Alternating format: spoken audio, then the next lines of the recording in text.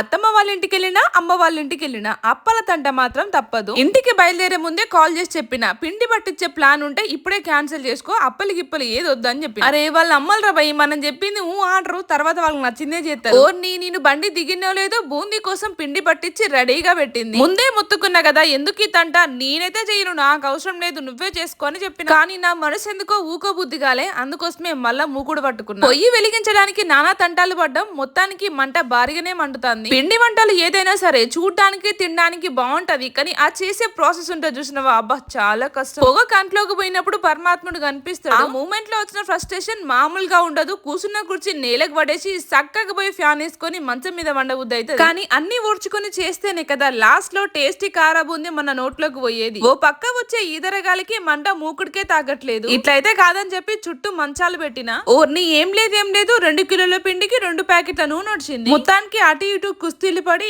కారా చేయడం అయితే కంప్లీట్ అయింది. ఎక్కడికి వెళ్ళినా నా చేతులు కాల్చుకోవడం నాకు అలవాటు. ఎనీవే ఇదన్నమాట ఈ మినీ వ్లాగ్. నెక్స్ట్ బోనాల వీడియోస్ రాబోతున్నాయి. మీరైతే ఈ లోపు వీడియోకి ఒక్క చిన్న లైక్ ఇచ్చి సబ్స్క్రైబ్ కూడా చేసుకోండి ప్లీజ్. ఉంటాను, బాయ్.